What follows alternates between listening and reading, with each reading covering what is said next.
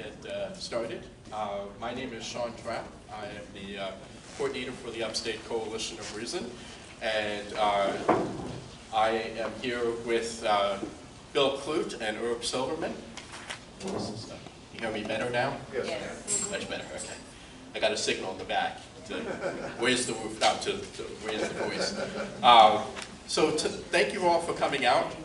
Thank you to the Greenville Unitarian Universalist Fellowship for hosting tonight's event. John Nelson and Kathy Yaggers back there. Fantastic people who have coordinated this along with both Bill and Herb. And we're delighted to have both of them here. And the title of tonight's debate is, Does the Christian God Exist? Now, many of you may have the answer to that in your heads already, but I ask that you indulge both Bill and Herb for the time of their debate tonight, and listen to both points, and to consider them, and to be considerate of not only them, but of each other. So we ask that you hold your applause, no shouting, no yelling, no signs. We don't want to have to ask people to leave. Bathrooms are down this hall. Yes.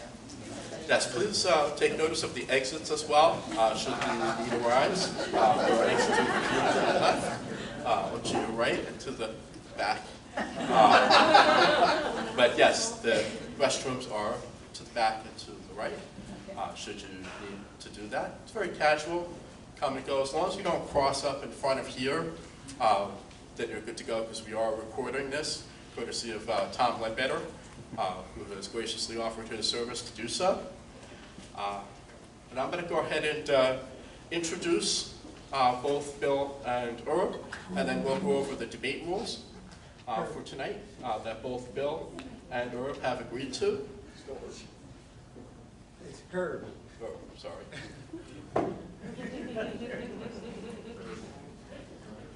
Okay, so debating in the affirmative, does the Christian God exist, is Bill Clute.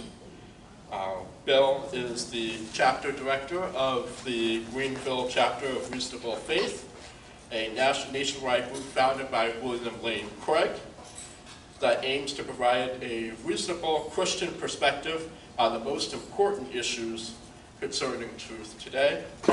He is also the founder of Bill Clute Air Shows and pilots a plane that he, in part, with his father, built. He is a graduate of UNC Asheville in a degree in computer science. Herb Silverman, debating in the opposite, dubbed the unflappable atheist. Herb is the founder of the Secular Coalition for America and the Secular Humanists of the Low Country in Charleston, South Carolina. He has written for many news publications on atheism and humanism, and is the author of 2 books, Candidate Without a Prayer and An Atheist Stranger in a Strange Religious Land, which I will note that copies are available here for a nominal fee. Should you choose to do that, you may do so at the end of tonight's debate. He is most notable in South Carolina for having won a unanimous decision in the state Supreme Court nullifying the religious test for public office.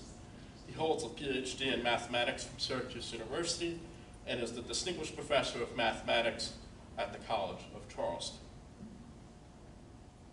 Did I get that right, both of you? Anything you want to add? Okay.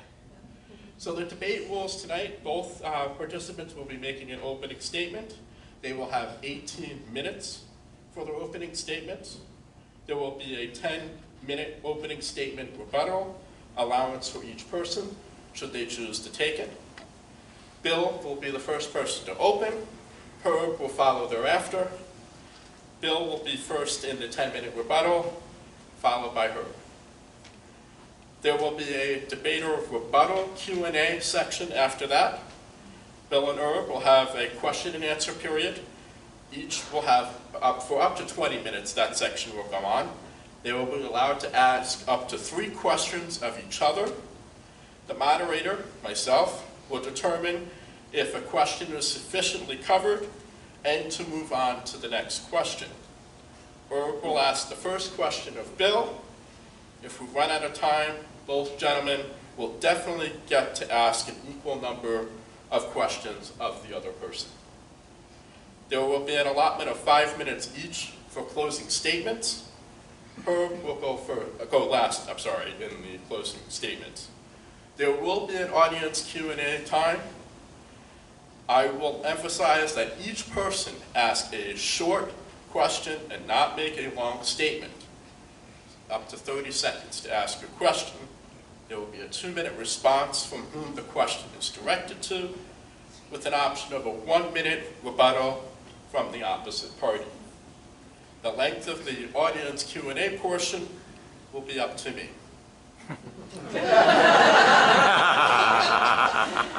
I promise. I won't cut it that short. I will have the option of asking questions during that period, but I probably will not. Again, I must emphasize debate decorum. Both Bill and Herb have graciously given of their time tonight, and we ask that everybody be respectful of both of them and of each other in the audience. No outbursts, cheering, yelling, threats, protests of any kind. Folks engaging in that type, unfortunately, will be asked to leave to the right here. Without further delay, it is my privilege and honor to introduce Bill Clute and Herb Silverman.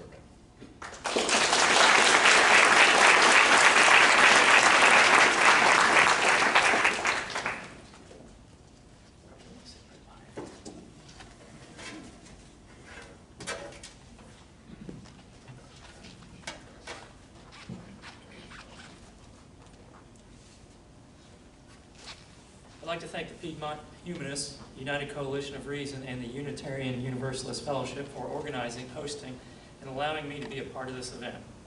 Now, in a discussion like this, it's important that we be clear about what our topic is. The topic for this evening is, does the Christian God exist? Our topic is not, is the Bible inerrant? And it's not, do we like the Bible? And it's not, do Christians behave better than non-Christians? Those are interesting and valid topics, but they're not the topic tonight, which is simply, does the Christian God exist? There seems to be 3 possible answers: yes, no, or maybe. I will be arguing, yes, the Christian God exists, and we'll leave it to Herb to defend either the no or the maybe option. In this discussion, we also need to be clear on what we mean by God and Christianity. The definition of God that I will be referring to this evening is the creator of the universe and all that is within it, the uncaused cause, a person with intelligence, a powerful force, but not simply a force. When I say Christianity, I'm referring to the worship of Jesus Christ as God and Savior, which requires the belief that Jesus was crucified, died, and was resurrected in bodily form. My approach this evening will be like a police investigator. The investigator surveys the scene. He makes notes of the evidence: broken glass, open door, fingerprints. He determines which of the evidence could be considered a fact in the case. He then looks for a cause or best explanation for those facts. He follows the evidence to where it leads, regardless of whether or not he likes the conclusion. Our scene to investigate this evening is the entire world we live in, the universe and the people within it. We begin with the universe. I believe we would all agree that the universe exists and that we live in it. But why does the universe exist? Everything that exists has an explanation for its existence. Either something caused it or it exists necessarily. So what is the explanation of our universe? It used to be believed that our universe always existed, that it existed necessarily, but we now have good reasons to believe that this universe has not always existed. That is to say that its existence was caused. Here are a few reasons why we conclude that the universe has not always existed. If the universe has always existed, then it must be eternal in the past. If it is eternal in the past, then an infinite number of events have taken place in the past. Think about that. If an infinite number of events have taken place in the past, we could never trace backwards through all those events to get to the infinite first one in the past. We could never reach the infinite one in the past because the past would be endless. Now consider if we were on the other end of the spectrum, trying to get to our current time. Just as we could not traverse an infinite number of events in the past to get to the first one, we would not be able to start at the other end and traverse an infinite number of events to get to our current time. But we are in our current time. Therefore, there must not have been an infinite number of events in the past to be traversed to get here. It follows from this philosophical exercise that our universe must not be eternal in the past. It must have had a beginning. Philosophical proofs are good, but we can also look to modern science. First, we can look to the second law of thermodynamics. Stephen Hawking wrote, quote, "If your theory disagrees with the second law of thermodynamics, it is in bad trouble. In fact, the theory that the universe has existed forever is in serious difficulty with the second law of thermodynamics. The second law states that disorder always increases with time. It indicates that there must have been a beginning. Otherwise, the universe would be in a state of complete disorder by now, and everything would be at the same temperature," end quote. Because of this second law, the ideas of an eternal universe and oscillating universes were dismissed. A second piece of evidence from science comes from the Born-Guth-Vilenkin theorem, or BGV for short. Alexander Vilenkin described the theorem saying, quote, "If the universe is on average expanding, then its history cannot be indefinitely continued into the past." The BGV theorem is sweeping in its generality. It makes no assumptions about gravity or matter. Gravity may be attractive or repulsive, light rays may converge or diverge, and even general relativity may decline. The theorem would still hold, end quote. Our universe, as well as multiverse theories and oscillating theories, are covered by this theorem. They too must have a beginning. Given these facts, we can construct the following deductive argument. 1. Everything that begins to exist has a cause. 2. The universe began to exist. 3. Therefore, the universe has a cause. This is a logically sound argument, meaning that if the premises are true, then the conclusion necessarily follows. Premise 1 is based on the principle of sufficient reason. If it is false, then we should be asking why we don't see things pop into existence all the time uncaused. I provided 1 philosophical and 2 scientific arguments in support of premise 2, that the universe had a beginning. Therefore, the conclusion that the universe has a cause seems to be pretty solid. Now, since all space, time, and matter came into existence when the universe came into existence, it follows that the cause could not have been spatial, temporal, or material, but it must have been non-spatial, not bound by time, immaterial, and I think it's safe to say it would have been powerful. That is our first piece of evidence. Our next piece of evidence comes from the fine-tuning of the cosmos. Fine-tuning is the term that scientists use to describe the narrow range of values that certain quantities and constants of the universe must fall within for intelligent life to be possible in our universe. The odds that these values would fall within this narrow range is incredibly small. There are about 24 or so of these quantities and constants that include things like the strength of gravity, the weak nuclear force, and the speed of light. Let's look at 2 of the other values, the entropy of the early universe and the cosmological constant. Entropy is a measure of unusable energy. Sir Roger Penrose has calculated that the odds of the entropy level of the early universe to be within the range to allow for the future development of life is just 1 part in 10 to the power of 10 to the power of 123. To get an idea of the size of this number we're talking about, consider the number of atoms in our vast universe. The low estimate is only 10 to the power of 78. In layman terms, that is 10 quadrillion vigintillion. That is vastly smaller than the number Dr. Penrose is talking about. What he is saying is that if we had 10 to the power of 10 to the power of 123 slots and had to put a peg in a slot to win, there would just be 1 out of those very many slots that would be a winner. The odds of landing in that winning slot by chance is incredibly unlikely. The cosmological constant is like anti-gravity, a repulsive force. The precision of this force is at 1 part in 10 to the power of 120. According to Leonard Susskind, Stanford University professor of theoretical physics, if this force was just the slightest bit larger, the galaxies would be blasted apart and prevent stars from forming. Without stars, intelligent life could not exist. As Susskind has said, quote, "Nobody thinks that's accidental. That is not a reasonable idea," end quote. It's important that we understand that we need all of these 24 or so values to be within their very narrow range. So it's not just a matter of being incredibly lucky once. We must be incredibly lucky 24 or so times. That would be quite a coincidence. In our daily lives, when we see unlikely things happen just 2 or 3 times, we begin to suspect that it's not a coincidence. If chance is not a reasonable idea, what is? What about the idea that the universe has to be the way it is, that it is physically necessary? Well, that idea would be saying that a universe that does not permit life is virtually impossible. But surely it would seem that a universe that does not permit life is at least possible, and that is what a majority of cosmologists today believe. The research into multiverses assumes that the vast majority of the universes in the multiverse do not permit life. But scientists have also learned that even if a multiverse exists, it too must be finely tuned. The multiverse doesn't answer the question of fine-tuning, but simply moves the question from our universe to the multiverse. We can lay out the situation with the following argument. 1. The fine-tuning of the universe is due to either physical necessity, chance, or design. 2. It is not due to physical necessity or chance. 3. Therefore, it is due to design. A functional design such as this, which is different from just an aesthetic pattern in nature, requires a designer. That is our next clue.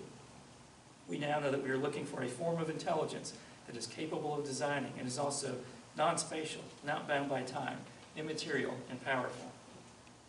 Our first two pieces of evidence came from the very large-scale universe.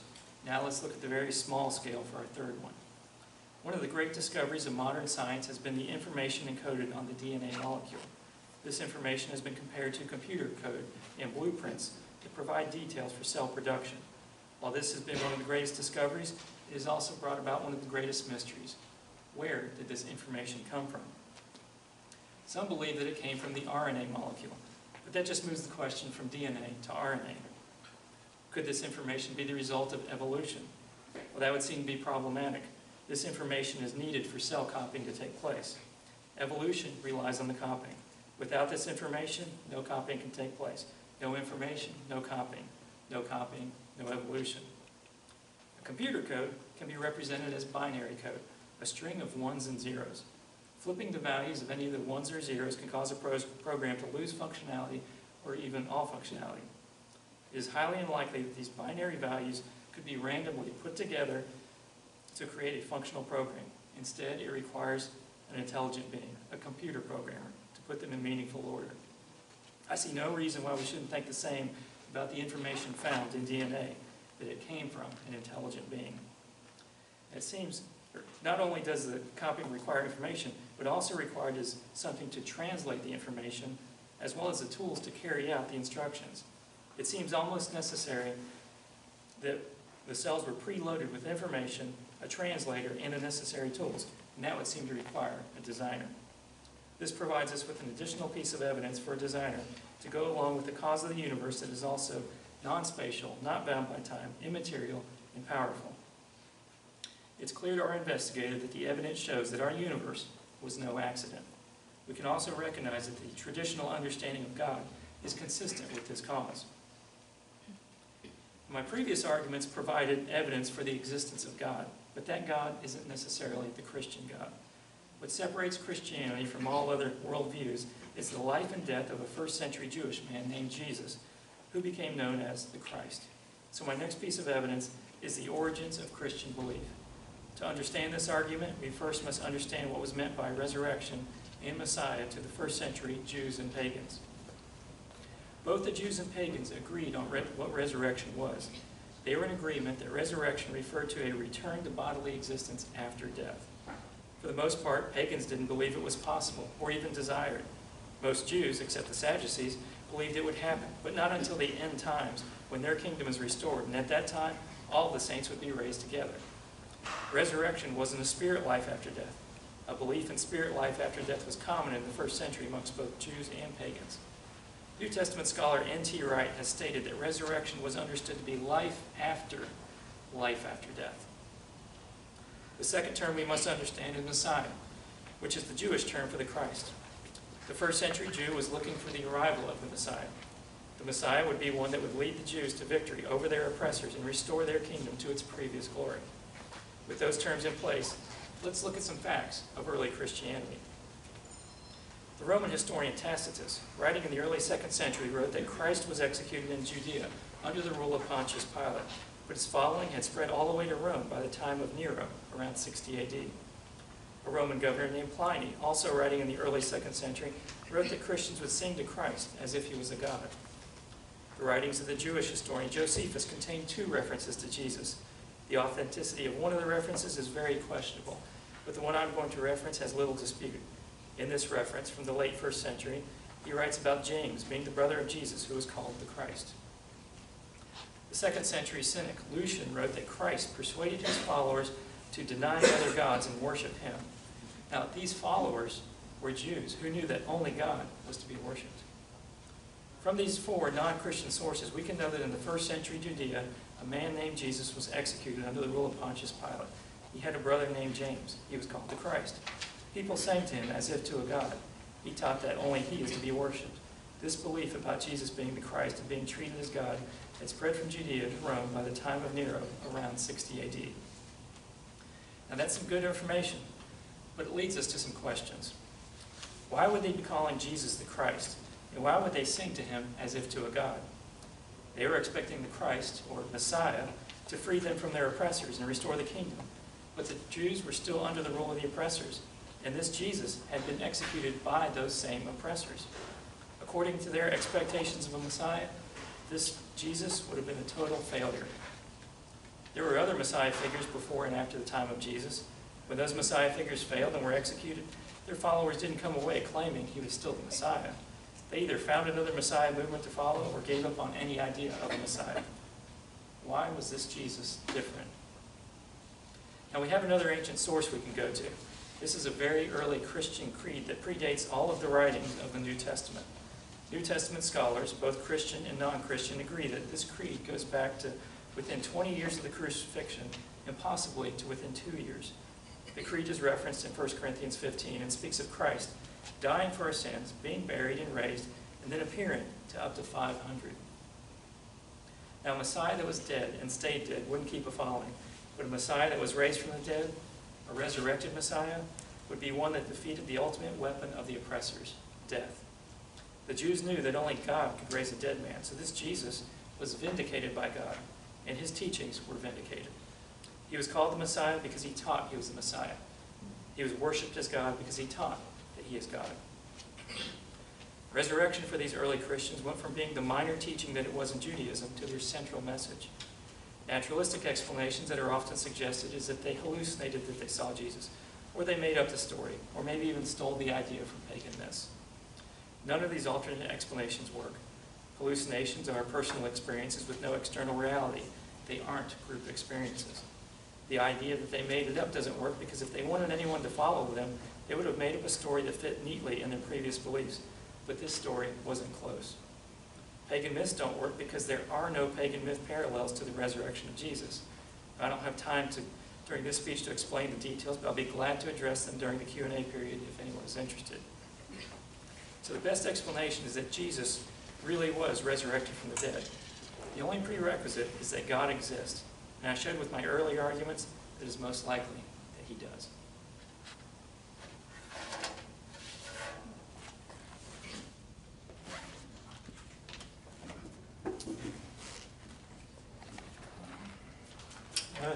Thank you, Bill, for your opening.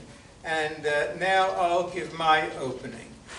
And I'll begin by telling you what atheism is, then what I think Christianity is. If you disagree about Christianity, please let me know. I'll then make my case for why I think atheism is much more reasonable. Finally, I'll explain why I consider morality far more important than theology. An atheist is simply someone without a belief in any gods. I can't prove there are no gods. I just find no credible evidence, which is also why I don't believe in astrology or alien abduction by UFOs. For instance, suppose I tell you that the universe was created just 30 minutes ago, and a supernatural being planted false memories in all of you. You can't show I'm wrong, but wouldn't you want evidence before believing it? The burden of proof is on those who assert a belief, not on those who don't accept it. I understand the appeal of religion. Fear of death can lead to a longing for an afterlife where we can be united forever with loved ones in eternal bliss. But it's important to distinguish between the world as we know it and the world as we'd like it to be. Many people believe they've had personal experiences with gods, and that can be quite comforting. But with over 7,000 gods that humans believe in, how do they decide? Do people investigate the world religions and select the one with the most reasonable faith? I think not. As it turns out, there's a remarkable coincidence. The overwhelming majority choose the religion of their parents. I learned to believe in the biblical God, Yahweh, not Jesus. Why? Because I was born into a Jewish family. Had I been born into a Christian family, I'd likely have believed Jesus is Lord. Most Asians are Buddhists, people from India, largely Hindu, Saudi Arabians, Muslims, and here in the U.S., primarily Christian. Religious belief is based more on geography than on theology. With all the conflicting faith beliefs in the world, they can't all be right, but they can all be wrong. Countless scientific discoveries have transformed God beliefs. Most people no longer attribute natural phenomena like eclipses, earthquakes, hurricanes, and floods to supernatural causes. There will always be unanswered questions, but scientific gaps are not evidence for a God of the gaps. Science relies on experimentation and logical deductions. It thrives on disagreements and a willingness to question assumptions critically. When scientists don't have an answer, they say, "I don't know," and continue to search for evidence until a consensus is reached. That's why science works the same way throughout the world, including countries with very different God beliefs. On the other hand, true believers, whether in astrology, psychics, tarot cards, or religion, look for and focus on information that supports their beliefs while overlooking or downplaying contradictory evidence. This is known as confirmation bias. Nevertheless, overwhelming scientific evidence and human rights advances have forced many religious believers to modify or reinterpret their ancient beliefs. For instance, our universe is approximately 13.8 billion years old, with humans around for only 200,000 years. If there is a creator, he, she, or it seems to care more for bacteria, which has been around for 3.5 billion years. And even cockroaches were on Earth more than 300 million years before humans. To put all this on a more understandable scale, if we represented the universe as a 24-hour day, then humans would appear only in the last 2.5 seconds. I think it's sheer ego to believe that the entire universe was created for our benefit. Now let's move from science to Christianity. I can't generalize because there are over 33,000 Christian denominations with contradictory dogmas. However, here's what I think are fundamental beliefs, though not embraced by all Christians. The first human couple committed an original sin that tainted humans with an inherently sinful nature. So, God sent his son Jesus, born of a virgin, to be tortured to death as atonement. Jesus was then resurrected and appeared to a small band of followers for a brief time before ascending to heaven. If we believe this story and embrace Jesus as Lord and Savior, we will be rewarded with eternal life in heaven. Otherwise, we are doomed to the fires of hell. Now, I hope you can understand why I find it difficult to believe that a loving God created humans who he knew would be miserable sinners deserving of hell, which he also created. Then, thousands of years later, God decided to forgive humans for something they were born with because a naive first couple, Adam and Eve, took dietary advice from a talking snake. But rather than just forgive us, God chose a convoluted method. He sent his Son, who is also himself, down to earth. God then sacrificed himself to save us from himself. And we will be rewarded or punished for eternity based solely on whether we believe this unbelievable story. Scientist Carl Sagan said, "Extraordinary claims require extraordinary evidence. Claims about God, and certainly claims about the resurrection, are extraordinary, but I have yet to hear good evidence." Let me sum up the so-called evidence for the resurrection. The Bible. That's it. There's nothing written about the resurrection of Jesus other than what's in the Christian Bible. Nothing from Roman or Jewish historians of that time who carefully chronicled major events. Furthermore, the Gospels were written some 35 to 65 years after Jesus' death by anonymous supporters who had never even met Jesus. And Jesus wasn't the only New Testament figure to rise from the dead around that time. According to Matthew 27, at the moment Jesus died, there was an earthquake, and graves opened, and lots of Jews were resurrected and went to Jerusalem, where they were seen by many. Again, no sources outside the Christian Bible. Wouldn't we have expected to hear something from the resurrected Jews and their families? Resurrection stories were popular at the time, and associating Jesus with previously resurrected gods would have been one of the most effective ways to convert others to their new religion. Early church fathers, such as Justin Martyr, acknowledged that basic Christian doctrines like God's having virgin births, performing miracles, being crucified, raised from the dead, ascending to heaven, were also in earlier Greco-Roman religions. The best explanation Christian apologists could offer was that such stories came from demons and were false, while the same stories in Christianity were true. The belief that Satan placed these earlier stories in other cultures to confound later Christians became known as diabolical mimicry.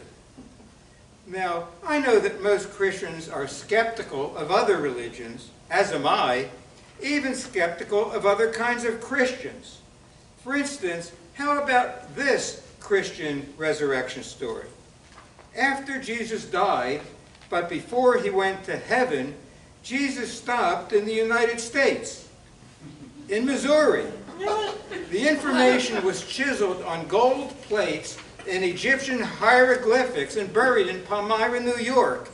In 1827, the angel Moroni led a man named Joseph Smith to the gold plates and magic stone, which enabled Smith to translate the plates into English. When Jesus returns, he will again go to Missouri. How do we know all this? Because it's in the Book of Mormon, one of the fastest growing Christian religions. Those of you who don't believe this resurrection story should understand why I don't believe yours. And why did Jesus appear only to his small band of followers? Jesus was a Jewish preacher who instructed his apostles to preach only to Jews. However, most Jews then and now do not believe that Jesus is a God.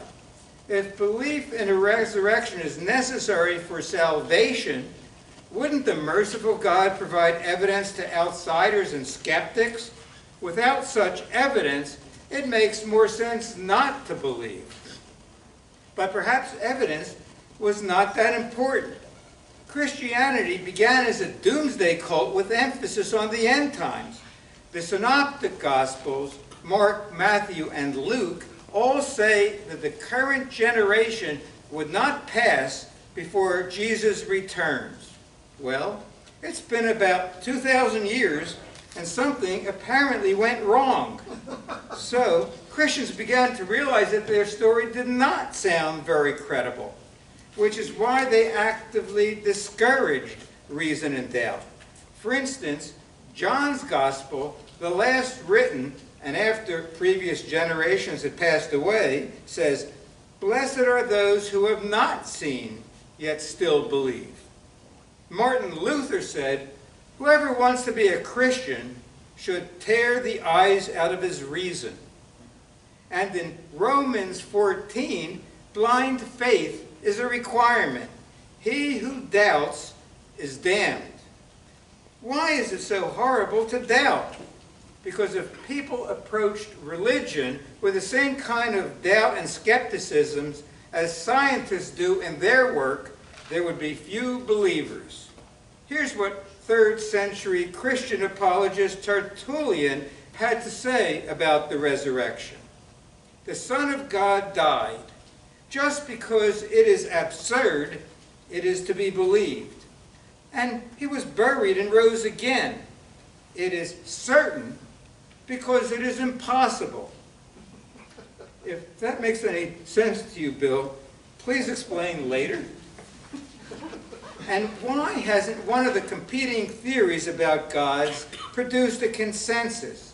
God remains as mysterious today as 2,000 years ago, despite countless theological and philosophical arguments and wars, including wars between different Christian sects. If God's mission was to have religious believers fight endlessly over specific meanings in their ambiguous and contradictory holy books, then God can say, "Mission accomplished." As I said earlier, I consider morality more important than theology. If loving and worshiping a God inspires you to treat others fairly, that's great. Unfortunately, love of a God all too often makes people less loving of those who don't believe in worship as they do.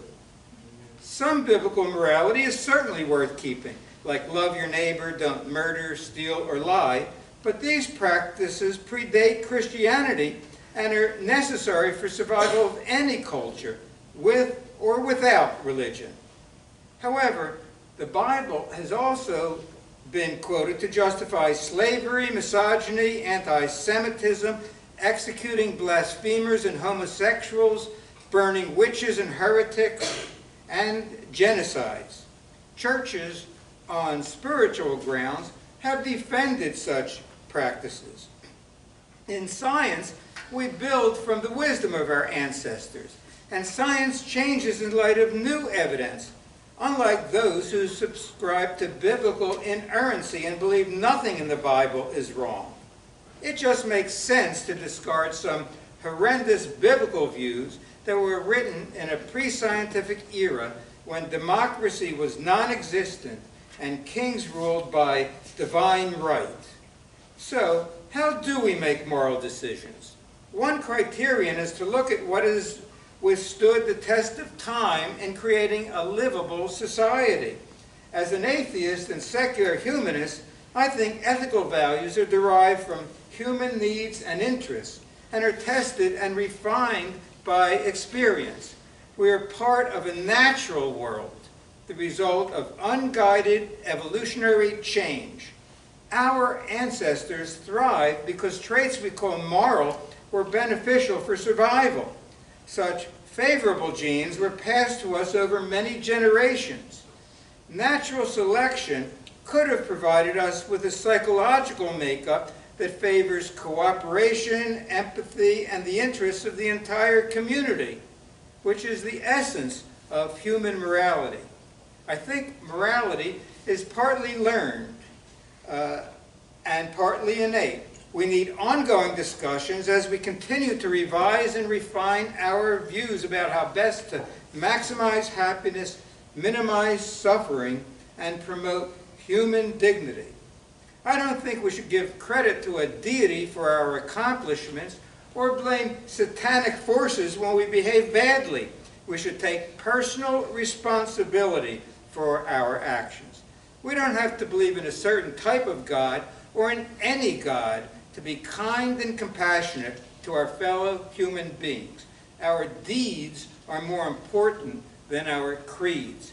Since we don't actually know what lies beyond, we should focus on improving conditions here on earth. We may differ about a future life, but atheists, Christians, and others can work together on concerns that matter in this life, like human rights, racial discrimination, the environment, poverty, peace, and other social justice issues. To conclude, I see no evidence for any gods. We can make up imagined needs of a god, but we know real needs of humans. That's why I value behavior over belief. Thank you.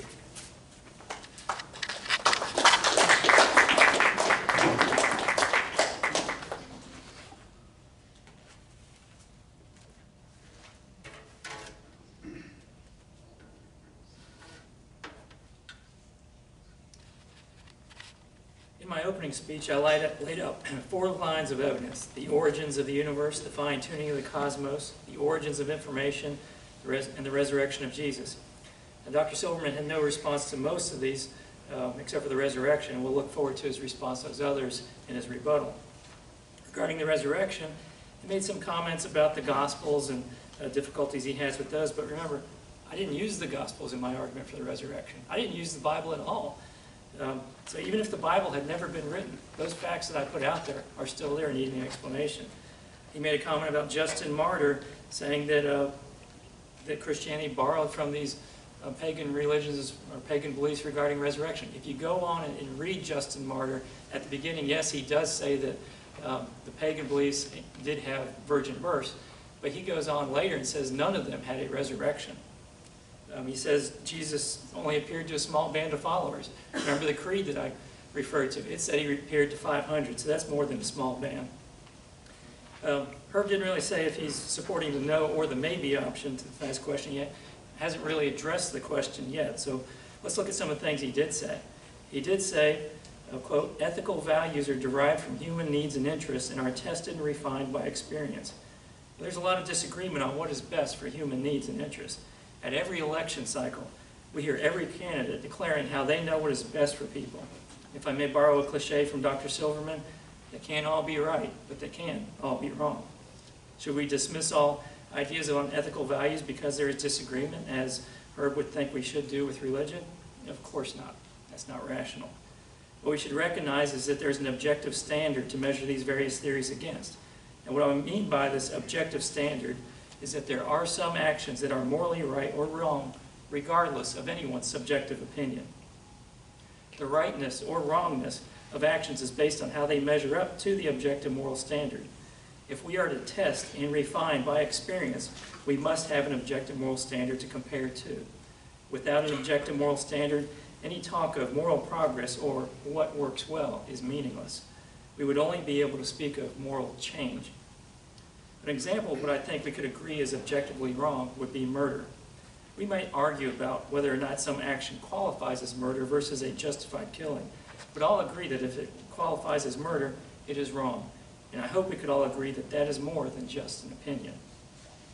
Now I want to be clear that I'm not saying that you must be a Christian or even a theist to have good morals or even to know what good morals are. I'm also not saying that all morals are objective. But if there is even just one moral action that is objective, then the objective standard must exist. My argument is about the foundation of morals. Where are they rooted? In theistic belief, these morals can be rooted in the nature of God. They're one of the properties of God. In non-theistic worldviews, is there a place where objective morals could be rooted? I don't think so, but let's look at some of the options commonly given.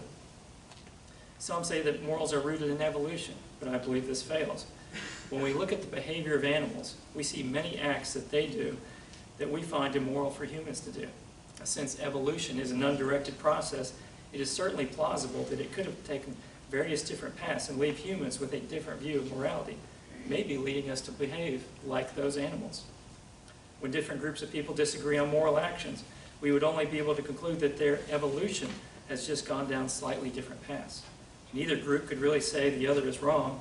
They could only conclude that they're just different. But few people really believe and live as if that is the way things really are. Many say that humans are sentient beings, capable of understanding right and wrong, and therefore we are morally accountable.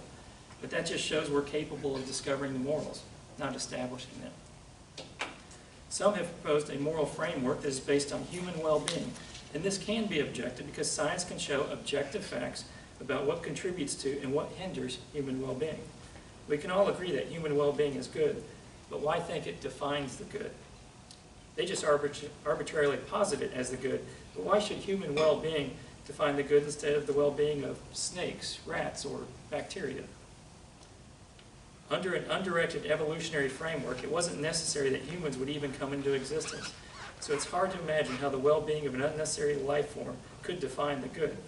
Also, some scenarios could be imagined where actions such as rape could actually benefit the well-being of the human species, but surely we know that rape is really wrong. Absent a non-theistic foundation for objective morals, we can use the following formula to summarize this argument. 1. For objective morals to exist, God must exist. 2. Objective morals do exist. 3. Therefore, God exists. That is another piece of evidence. We now know we're looking for a foundation for objective morals that is also a form of intelligence that is capable of designing, is also non-spatial, not bound by time, immaterial, and powerful. Now, Herb said that people's religions are the result of geographical location or culture that they live in or grew up in. This assertion says nothing about whether or not the Christian God exists. I'll make a few points about it, though. 1, the assertion he makes would apply to all views, not just the religious ones. Therefore, it would also be saying that people that are atheists are that simply because of their geographical location or culture. Second point, there are many, many real-life examples of people leaving the religious or non-religious beliefs of their cultures. Many of you here this evening are examples. Herb's own testimony of going from Orthodox Judaism to atheism is testament against his own assertion.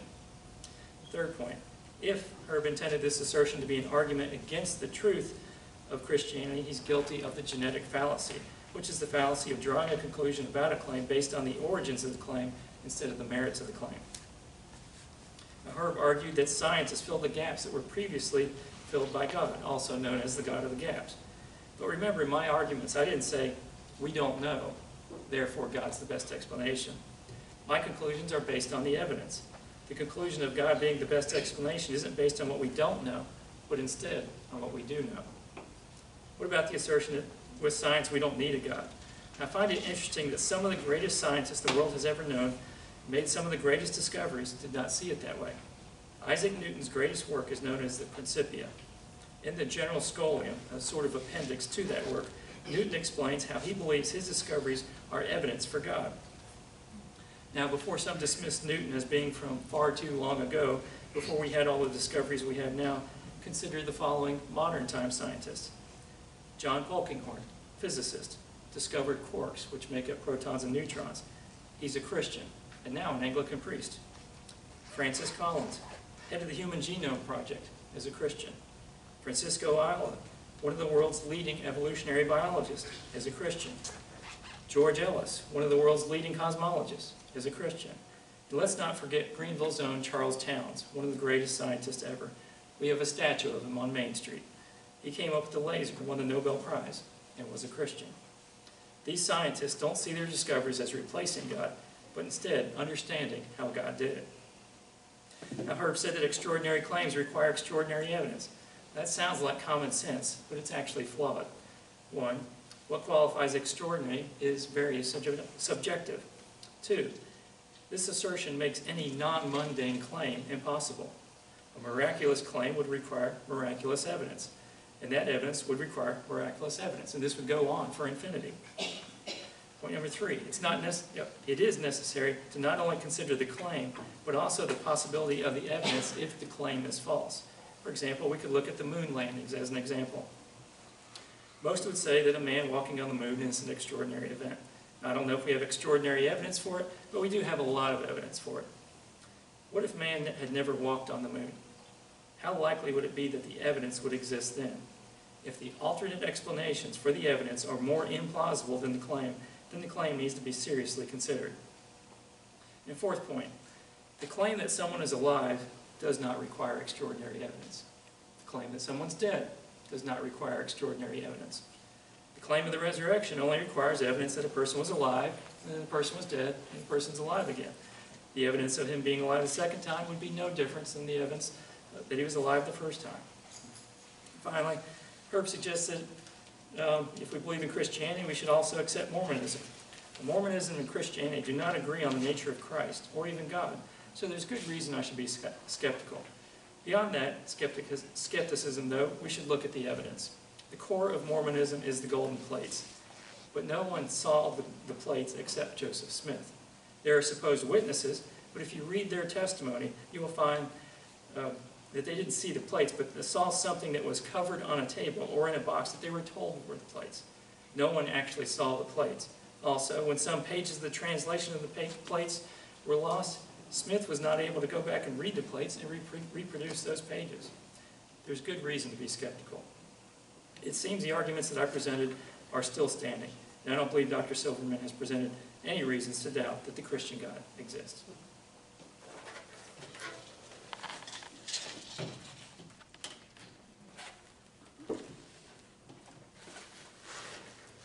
Bill mentioned I wasn't clear in the beginning about what position I take about the existence of the Christian God, maybe or no. So I'll make it clear, no. And, you know, I didn't say that everybody who grows up in a certain place is going to keep the same religion. I'm just saying that there seems to be more to the family you were raised in, even though there are exceptions. And speaking of exceptions, Bill did mention some people who are Christians and are also outstanding scientists. Sure, there are exceptions for almost all sorts of things, but 93% of the National Academy of Sciences, the most prestigious science organization in the world, consists of those who don't believe in a personal God. Now, in my rebuttal, I respond to Bill's 5 arguments from his opening: cosmological fine-tuning, DNA, objective morality, and the existence of the Christian God. I'll spend more time on his Christian God argument because that's the topic of this debate. Now, he mentioned DNA. I think DNA, which was not known at the time of Darwin, gives more evidence of evolution. For instance, 98% of human DNA is the same as chimpanzees. And even more startling, we share 50% of DNA with bananas. Now, the cosmological and fine-tuning arguments that Bill mentioned are philosophical, first proposed around the time of Aristotle, and are arguments for an unmoved mover, not the Christian God. Bill updates these ancient arguments by adding some unresolved scientific claims. His cosmological argument is that whatever came into existence has a cause. Our universe came into existence with the Big Bang, so Bill claims an uncreated creator caused the Big Bang. But the Big Bang was a quantum event, and quantum events don't necessarily need a cause. Prominent cosmologists describe why our universe might have arisen spontaneously through quantum fluctuations, why universes can create themselves from nothing, or that string theory explains why our universe is part of a multiverse. There isn't enough evidence yet to fully support any of these origin theories about universes. So, the most reasonable position to take for now is, we don't know. Bill is correct that a universe hospitable to life must conform to strict conditions, but his fine-tuning argument from design falsely assumes we have a firm grasp on the probabilities involved. Scientists today estimate there are about 1 trillion planets in our galaxy, and over 100 billion galaxies in the universe. Improbable things do happen, and even if the probability of life were only 1 in 100 trillion, life would be expected on 1 billion planets, and Earth is just one of them. Bill mentioned Stephen Hawking and his view about singularity with Penrose in 1970. However, Hawking updated these views much later when he changed his mind because of calculations that had not taken into account quantum mechanics. Hawking said that because there is a law of gravity, the universe can and will create itself from nothing. Spontaneous creation is why there is something rather than nothing, why our universe exists and why we exist. Design might have seemed reasonable prior to Darwin, who showed that the illusion of design depends on gradual adaptations over a long period of time. With humans, one of the fortuitous outcomes. Had it not been for an asteroid that destroyed dinosaurs some 65 million years ago, primates like us would probably never have evolved. Natural selection is a well-confirmed explanation for life's complexity. God did it is not. Bill also asserts that objective morality exists, and then concludes that these moral standards must be grounded outside of humanity, meaning morality comes from a God. It sounds like Bill is assuming that God exists, the objective morality giver, in order to claim that God exists. Now, whether morality is objective or subjective has no practical value. Even if we believe in objective absolutes, we're forced to make human judgments on how to interpret them. Christians have always been on different sides of moral issues, as they are today on capital punishment, euthanasia, contraception, abortion, war, same-sex marriage, and immigration. Here's an example of a changing Christian morality that has a local flavor. Richard Furman, who had been pastor of First Baptist Church in Charleston, where I live, has a university right here in Greenville named in his honor. In 1838, Reverend Furman said, "Since slavery is justifiable by scriptural authority, its morality is also proved, for the divine law never sanctions immoral action." I doubt that anyone here or at Furman University still supports this biblically based morality. Unfortunately, the monotheistic religions continue to admire Abraham as a man of such great faith that he was willing to kill his son because God told him to do it. Countless people have since applied their morality to commit atrocities in the name of God. Morality evolves over time as we better understand human needs, which is why even many Christians apply evidence-based secular morality. We make judgments about which portions of ancient holy books to take literally, which to take figuratively, and which to ignore. Finally, I'll address the argument for Jesus' resurrection, which, as Bill says, and most Christians believe to be the foundation of Christianity. If we don't accept the resurrection on blind faith, as many do, we should examine the evidence carefully.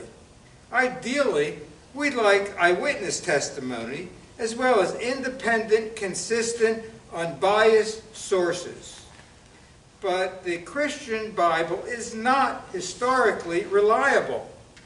The Gospel authors who never met Jesus based their writings on oral traditions and embellished tales that had been in circulation for decades, and then add their own spin to it. Many scholars maintain that the New Testament was created to promote certain political and religious viewpoints.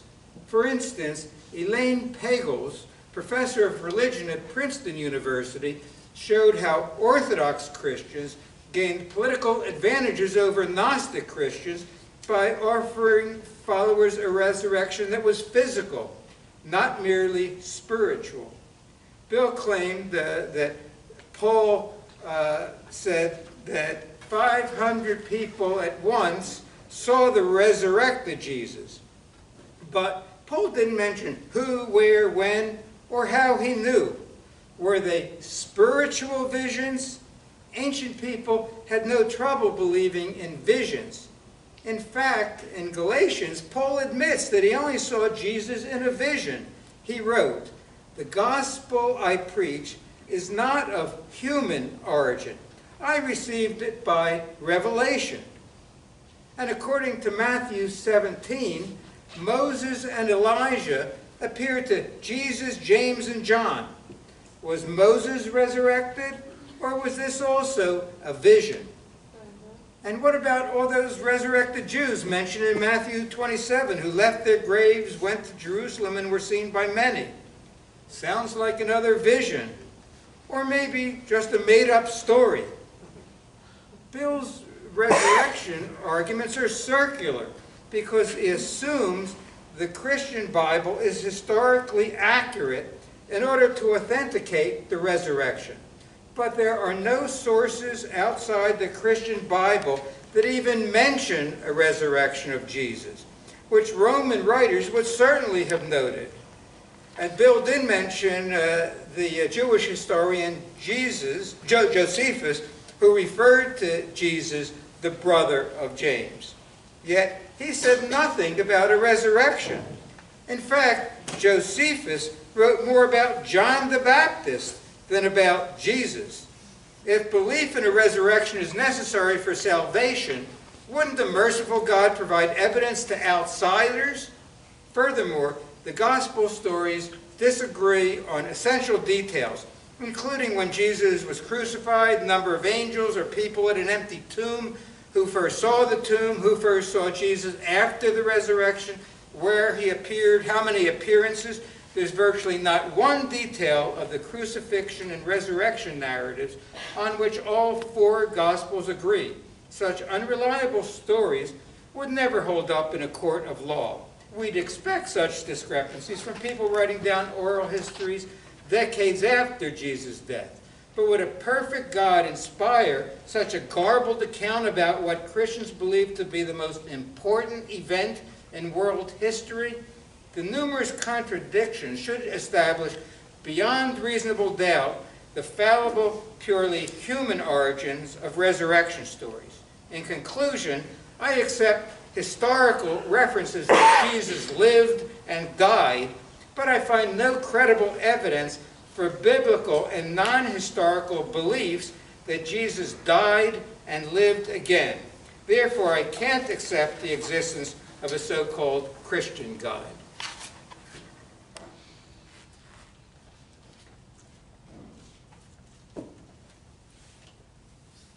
Thank you, gentlemen, for your opening statements and your opening rebuttals. Now begins the up to 20 minutes for questions of each other.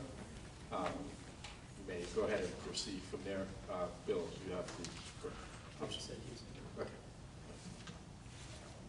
Oh, okay. Or if you don't mind, just pulling your mic closer to you. Thank you. You know, you talked about the resurrection, but you didn't say why within Christianity that's important. I assume because a belief in the resurrection gets you to heaven. And if you don't believe, then you wind up in hell. I know most Christians seem to have that belief. I wonder if you do as well. It's to get to heaven isn't the motivation or why the resurrection is important. The resurrection is to reconcile us to God, to a relationship with God. To me, if we were to define heaven and hell, heaven is that relationship with God. Hell is to be out of that relationship with God. So the resurrection is the means that God came up with to reconcile us to Him. What do you think happens when we die? Does belief matter more than behavior in this life? Let me answer that with some rhetorical questions. Do we all believe that there should be a penalty for moral wrongs? If we do, then have we ever committed a moral wrong? So if we have, and I think if we're all honest, we'd probably say, yeah, we have. In that case, there should be a penalty. So in this case of the resurrection, talking of Christianity, we're talking about the penalty would be separating us from that God. So what we would want is we want to be pardoned. We get that offer of being pardoned. If we accept that offer, then when we die, we are in relationship. Actually, even before we die, we can be in that relationship with God. But if we die without that, accepting that pardon, then we're going to accept the penalty that we all think we should deserve. Well, I'll first admit to making mistakes in my life, the moral judgments. But it seems if somebody like Gandhi, who also made mistakes but didn't accept Jesus, doesn't get a happier afterlife than, say, somebody like Hitler, who might have converted and accepted Jesus a minute before he dies and get a better afterlife than Gandhi. Does that seem reasonable to you, and do you share that belief?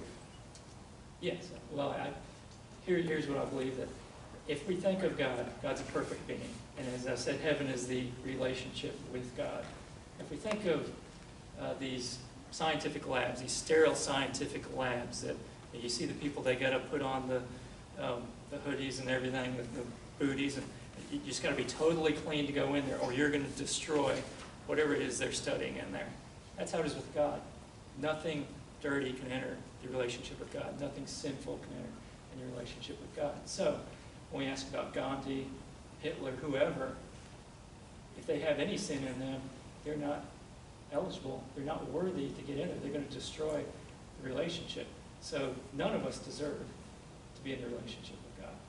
Well, let's say you have that relationship with God because you suddenly accepted Jesus before you died. So then you have that relationship in heaven. Do you have free will in heaven? And if so, it seems like you can sin again and then lose that relationship and go to hell or whatever. Whereas if you can't sin, then you're just one of God's robots. So what's your view that happens? That's a good question. It's an open question amongst Christians that's debated. Since you're asking me personally, I think we will have free will in heaven, but that we won't act, for some reason, I guess being in the presence of God, we will not take the evil option. But that's just speculation. The scriptures really don't give us a lot of details on that to go by. Well, if you're quoting scriptures, there are various passages that say if you believe, you go to heaven, otherwise you're doomed to the fires of hell. So it seems like most Christians, you pick and choose which part of the Bible to accept and which parts to ignore, and even who real Christians are, because Mormons consider themselves real Christians. And I expect the thing I hear in common with Christians is, I don't consider those people next door Christians. I'm the true Christian. Yeah, well, how do you decide? Well, let me get back to where you started with this, because I was addressing your question. Yeah. We have free will in heaven. I was saying we don't have scriptures telling us a whole lot about those details. As far as that we look at, okay, I like heaven better than the idea of hell, so that's why we choose it. And I don't see it that way. I see it as a relationship. I think of it this way. I met your wife here earlier. If you were to say, okay, I married her because I looked at her and I looked at the other option I had, and the other option wasn't that good, so I married her instead. That's how you're related in heaven and hell, but that's not what it is. You married her because you love her, because you want to be with her, I'm assuming. Well, here's one thing I do agree with Bill on.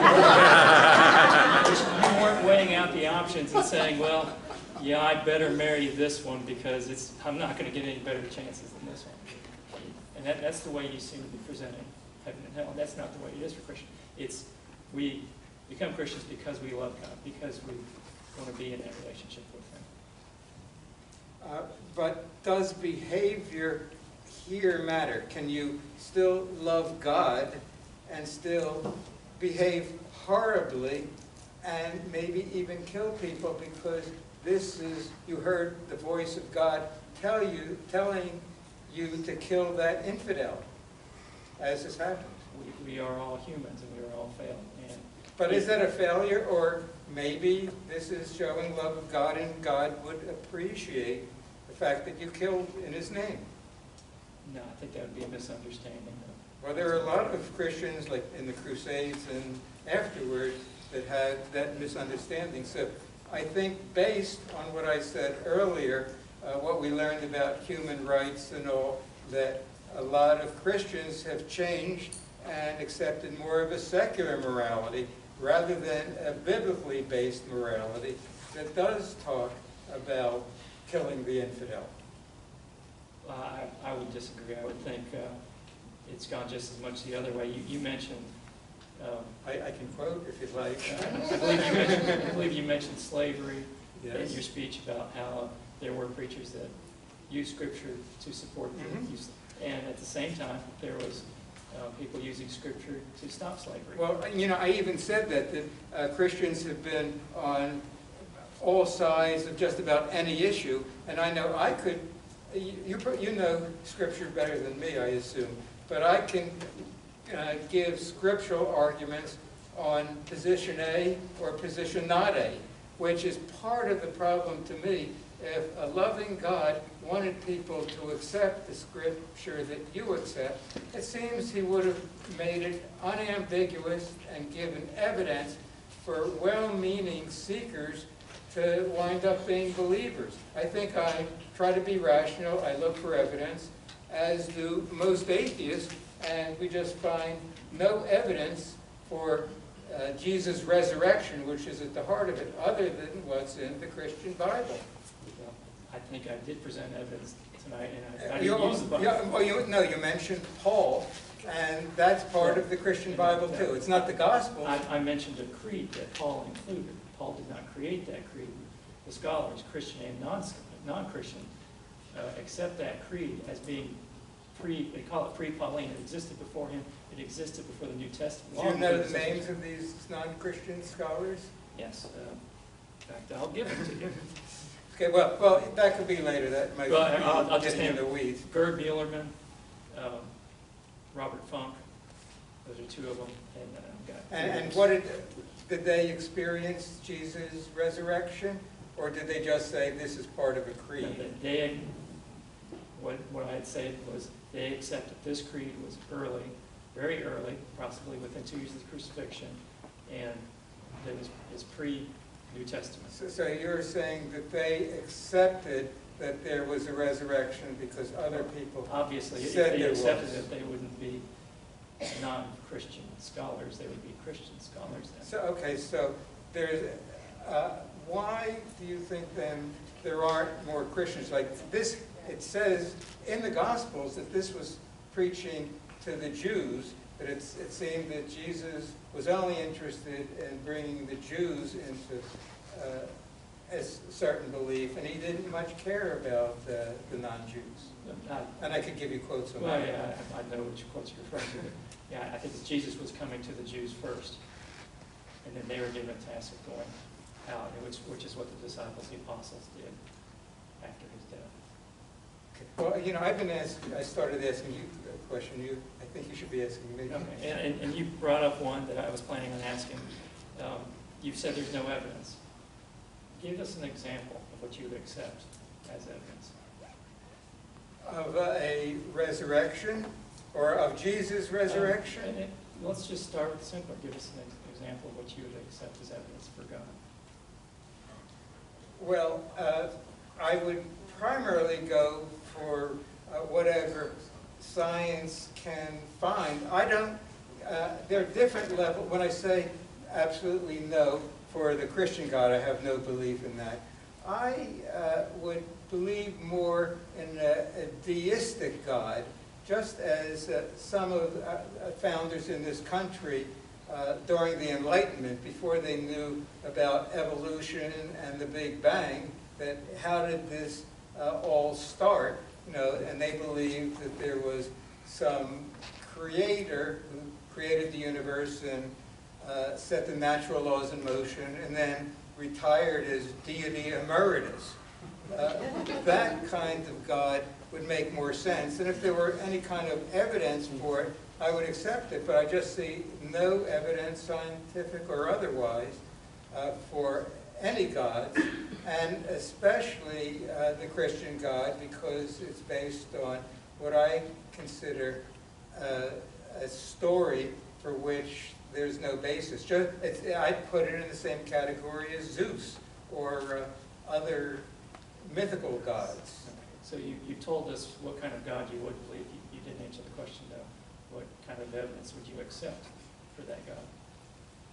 Well, if there could be some kind of scientific evidence that led to only a God could have done that, or if suddenly I saw in the sky something, God will do this tomorrow, and something that seems very strange, and that comes to pass. Because when I read the Bible, all the scientific evidence, for instance, seemed to be nothing that rose above the time that the Bible was written, which says to me the Bible was just written by humans. The same with human rights. Some people are a little ahead of their times, like let's treat slaves kindly, but not something that I would think anyone in this century would write about either science or human rights, some of the bad things that I see in the Bible. And a God, I would think, would rise above the time. So it wouldn't be a God of the Bible, but a God who, or anyone who could make predictions for which that evidence would be so astounding, I'd be inclined to believe. So what you described sounds familiar to me. A miracle in the sky that was told that it would happen. If you're familiar with the miracle of the sun and the Lady of Fatima, that sounds exactly what you would accept, but you didn't experience it. Is that why you wouldn't accept it, because you didn't experience it? Well, let's talk about a miracle of the sun. Joshua needed an extra daylight so he could kill more people. So God stopped the sun from moving to give extra daylight. Now that seems like a view of the people of ancient times who wrote the Bible, and they thought that the sun revolves around the earth instead of the other way around. And in fact, Galileo was imprisoned for that, for saying that. So this is what I mean. If we look at the Bible, it's, to me, obvious it was written by humans. They were a product of their time.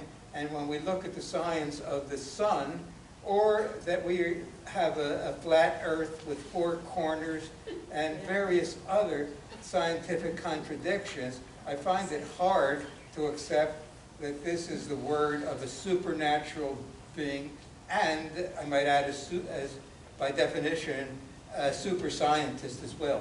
Yes. Well, you made a lot of comments of Joshua in the Bible, but once again, none of my arguments relied on the Bible.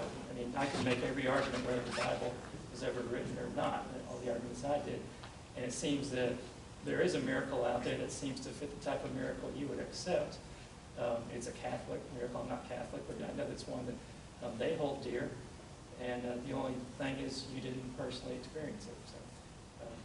So, Well, there's a difference between somebody saying they experienced a miracle and they might believe that, just as there are sincere believers who feel they've been abducted by aliens and then come back to planet Earth. I don't doubt a lot of their sincere beliefs. Do I believe that that actually happened? No. And I don't believe other so-called miracles that I've heard about. that gets back to my original question. What type of thing would you believe? It seems like there isn't anything you would believe. It doesn't seem like there's any evidence you would believe for God. Well, at the moment, I don't have any evidence, but as I said, if there were some scientific predictions that I heard or written or saw written in the sky or came down from tablets above, and I saw that these incredible pieces of information come to be true the next day, or the next month or so, then I'm going to probably believe that there was something I just did not understand, and I might want to call that a God. Or there might be aliens from another planet who came to Earth and could give me evidence that they started this universe and then went on to better universes. This was just an experiment, and they could show me how they did that. Then I'd believe that these aliens started it, and if you want to call these aliens gods, so be it. I think we've exhausted that question. Go and ask your next question. Okay, let me quote Albert Mohler, who was president of the Southern Baptist Theological Seminary, and Time magazine called the reigning intellectual of the evangelical movement. And he says the Adam and Eve story goes to the heart of Christianity. The whole point of the crucifixion and resurrection was to undo Adam's original sin. Without Adam, the work of Christ makes no sense. Do you agree with that? And the first couple, Adam and Eve, and the talking snake to with it. Regarding Adam, I mean, this is debated. It's original sin. Do we believe that? Some believe that Adam sinned and Eve sinned. Let's not put all the blame on the male. That it's genetically passed on from person to person. I personally don't believe that. We've done our own sins. We don't have to worry about Adam's sins. I believe Adam was the first one to introduce sin into the world, so we could use that as original sin. But if we look at it in that perspective, that Adam brought it into the world, Jesus takes the sin out of the world, at least the payment for the sin out of the world. So yes, Jesus is correcting what began back with Adam. Well, does that mean you believe that Adam and Eve and the talking snake were real, and there was a Garden of Eden where this all happened? Yes. Okay. And without Adam and Eve eating that forbidden fruit, there might not have been a sin in the world, and that's the only reason Jesus had to die a painful death because of what Adam and Eve did? Well, Because, yeah, again, the crucifixion makes no sense to me either, let alone, that might have actually happened, but Jesus coming, or God coming down as a human to have a painful death as the only way to atone for what Adam, Eve, and the talking snake did, just doesn't make sense to me. let me come back to the question you asked. Yeah. You kept on going. Regarding if Adam had never sinned, would Jesus have come down? I can only speak for myself. Knowing myself, I would have sinned. So then he would have had to come down. And I think most everyone in here would have sinned at some point. It's not just Adam, it's for all of our sins that he came down. Now your question is about understanding the crucifixion, the resurrection. That's doctrines of atonement. We could go on for hours explaining that. Well, let me talk about, then ask you a question about sin and atonement.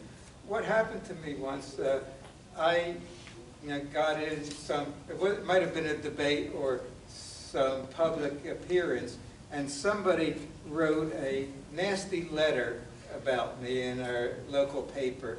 Then she later met me and saw I wasn't such a bad guy. And then later she wrote to me saying, because of that, I realized I sinned in what I said about you. So I asked Jesus for forgiveness. And I told her, I think it would have been better to ask me. And I think that's part of a problem I see where people commit sins and then this, well, how do I atone for this sin? I ask Jesus instead of trying to make good for the sins that you committed.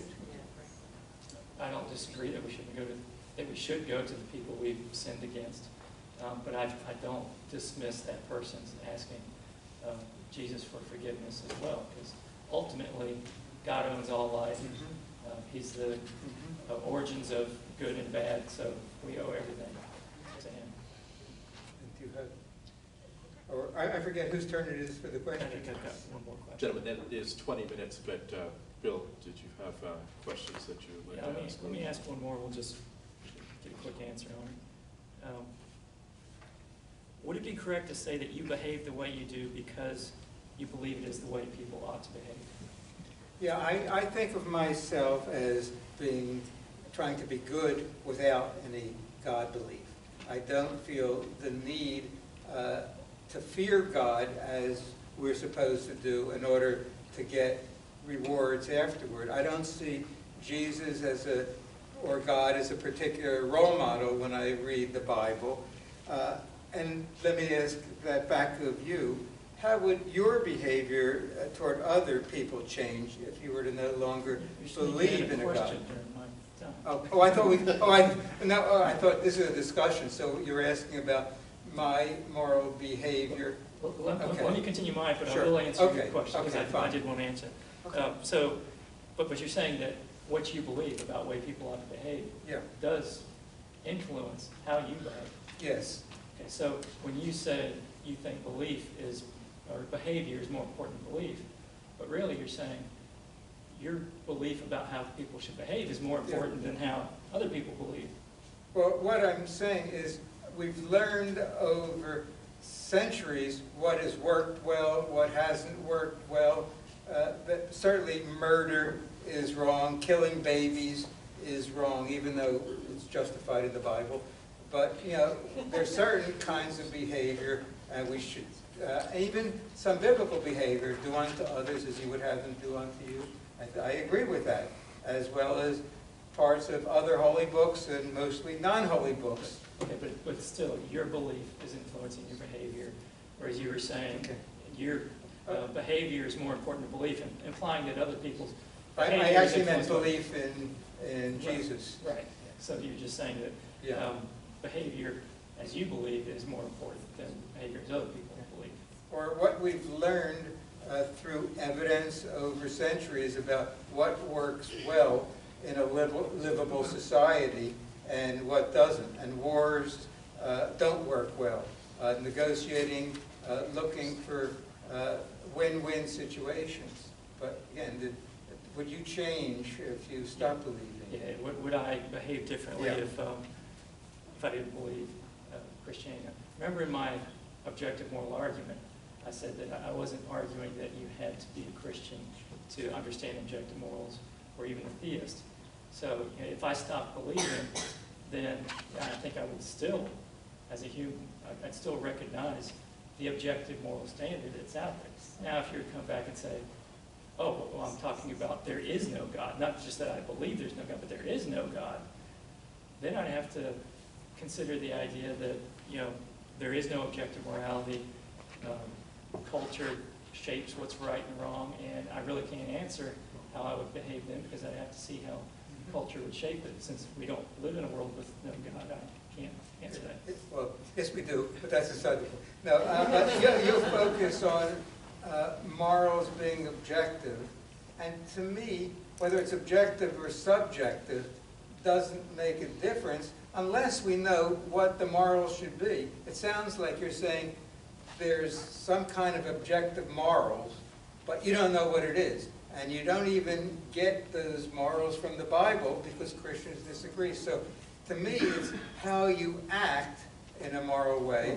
But you say we don't know. And tell me can you tell me what you mean by objective morals, other than it exists somewhere, but we have no idea what it is? The objective is that it's not our opinion. If we were to say, an example that's often given is if the Nazis had won World War II, and they eliminated anyone that disagreed with them, brainwashed them, killed them, whatever, what they did would still be wrong. Right.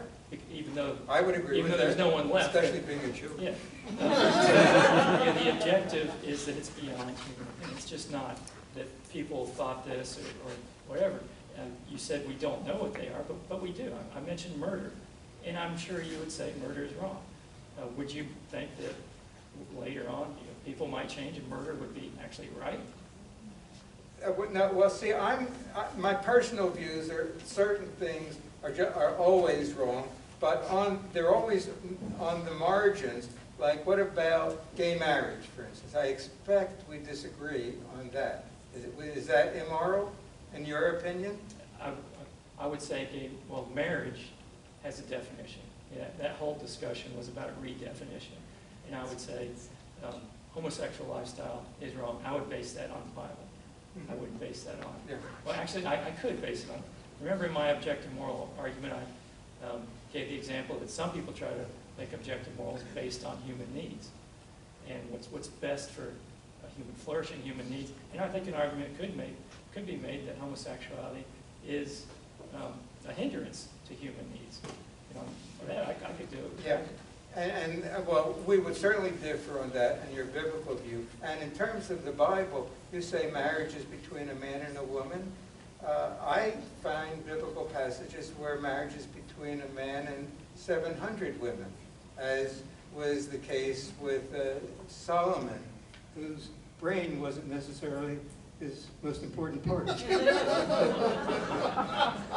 And Abraham had more than one wife, so it wasn't always in the Bible between a man and a woman. You're just quoting selected parts. And there's many people in the Bible that they're not put out there always as saints. You know, maybe David and Solomon, as you put it out there. Abraham was. They all had their faults. They're all shown to be human. Yeah. And God is willing to forgive everyone. And Paul said you shouldn't marry, but if you have to, better to marry than burn. And that's another view of marriage which I would not accept. Gentlemen, we have exceeded our 20-minute limit for that period. We're going to move on to closing statements. Offering the closing statement first will be Bill.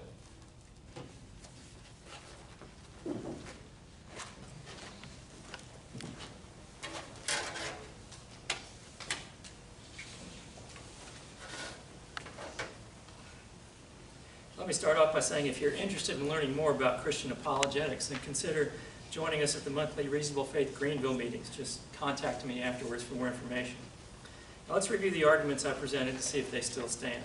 I did the origins of the universe. Remember, everything that begins to exist has a cause. The universe began to exist, therefore the universe has a cause. Dr. Silverman said there's quantum theories that show things coming into existence uncaused. We don't need a cause. In quantum mechanics, we can't make exact predictions, but instead make probabilistic predictions. This doesn't mean it's uncaused. Things that begin without a cause could not be predicted even probabilistically. He mentioned multiverse theories, string theories, which I included that in my opening presentation. Those are excluded by the BGV and the second law of thermodynamics. They must have a cause. As far as string theory goes, many argue that it's not even science. Lawrence Krauss says it's not testable and therefore isn't science. Neil deGrasse Tyson has given up any hope that it will lead to anything. So those aren't getting us out of that argument. It seems the origins of the universe argument still stands. For the fine-tuning of the universe, remember I talked about the fine-tuning of the cosmos and the origins of information. Herb appealed to the evolution as a designer, but random mutation and natural selection is about the origins of the species. It says nothing about the fine-tuning of the universe or the origins of information. In fact, if there was no fine-tuning of the universe, then biological evolution could never take place. And I explained earlier that evolution requires the information before it could even get started if it did. Regarding the resurrection of Jesus, he came back to this, made some more comments about the Gospels, but remember, I didn't use the Bible in my argument for the resurrection. He said, why did Jesus appear to just a small band of followers? Well, remember the creed I quoted said 500 people. He complains because, well, he didn't name those 500. Well, it was probably known to people back then. It's like they're still alive. You can still go talk to them. They're passing this creed around in the local area. And as I said earlier, the creed predates the New Testament. As far as objective morality, as we just talked about, he says we don't really know what it is. And that's a problem of epistemology, not ontology. Epistemology is how we know something. Ontology is about what is. And that's what my argument about morality has been tonight. What is right and what is wrong, not about how we understand what is right and what is wrong. And it does seem that we do understand murder and rape, things like that, are wrong. So it appears the arguments still stand. So we have good reason to believe that the Christian God exists. But so what? Is it just a piece of trivia to know, or does it have significance to all of us? If Christianity is true, then there is a God who created us for a purpose. That purpose is to know him, be in a relationship with him, and worship him. But God is perfect, and we're not. Just like those sterile laboratories I talked about where nothing unclean can enter into the relationship with God. But God loves us so much that he devised a way that we could be cleaned and then permitted into relationship with him. This, of course, was the death of Jesus on the cross and subsequent resurrection. As the creed I referred to earlier says, he died for our sins. It's not the sins of Adam that keep us from God. It's not things that we say Satan made us do. It's our own freely chosen sins that keep us from God. But thankfully, by the grace of God, this is one time we don't have to be responsible for our own actions. If we were, we would all be doomed to eternity, separated from him, the foundation of all that is good and loving. I know many of you have Christian backgrounds, but have since left for various reasons. Some of you have never really given it any serious thought. I encourage all of you to take a good look at Christ. Take some time to read the book of John. Focus on Christ, not the failed Christians. Don't let the failures of Christians keep you from your gift from God. I want to thank Sean for moderating and organizing all of this. I want to thank Dr. Silverman for a good discussion, or Herb. He asked me to call him Herb, and I've been slipping up calling him Dr. Silverman. I apologize. Thank you all for being here this evening, and I look forward to any questions you may have.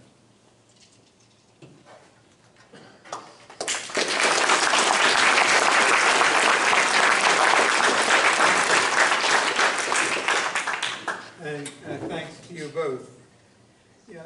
Bill did present some logical arguments tonight, but logical arguments don't necessarily mean the conclusion is true unless all the premises, the assumptions, are true. For example, here's a perfectly logical and valid argument. All lights that shine in the night are made of green cheese. The moon is a light that shines in the night. Therefore, the moon is made of green cheese. This logical argument starts with a false assumption, which leads to a false conclusion. A cartoon on the office door of many mathematicians has one mathematician explaining his complicated multi-step proof. Another mathematician interrupts and says, "I think you should be more explicit in step 2. Step 2 says, "Then a miracle occurs."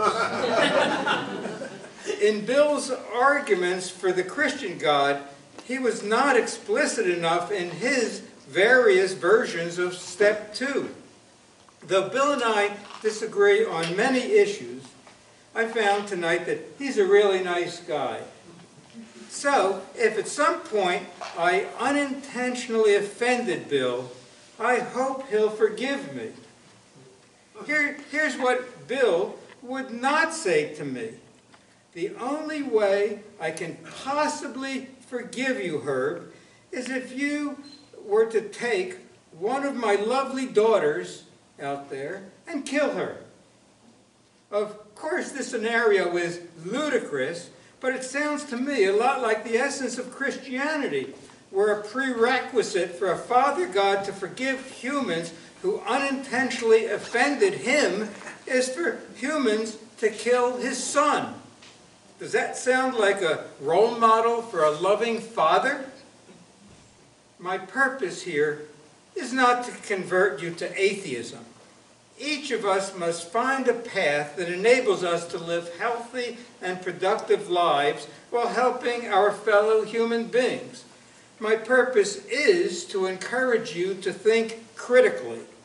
Some of your questions may have been answered tonight, but I hope you leave with more questions, because one of the best ways to learn is through questioning and by hearing many sides of an issue.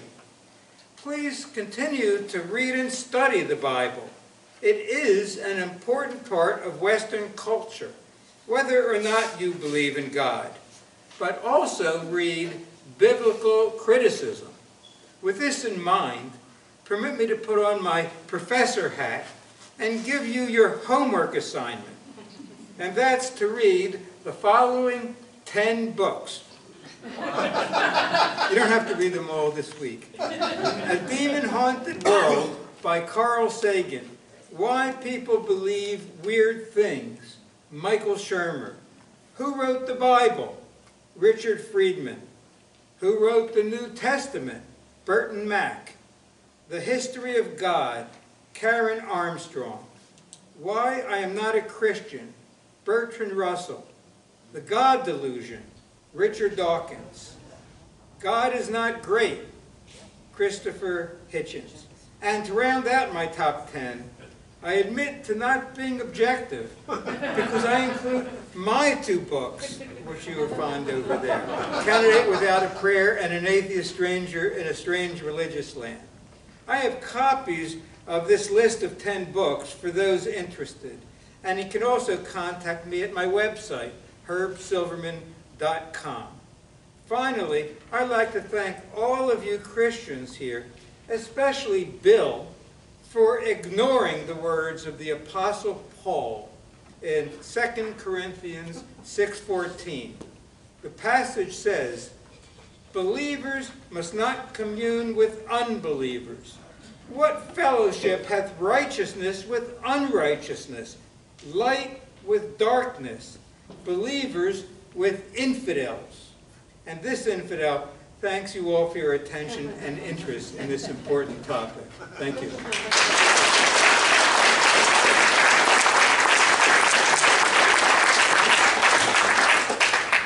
Thank you both for a very informative and cordial debate amongst you two. We're now going to open up to audience questions. There is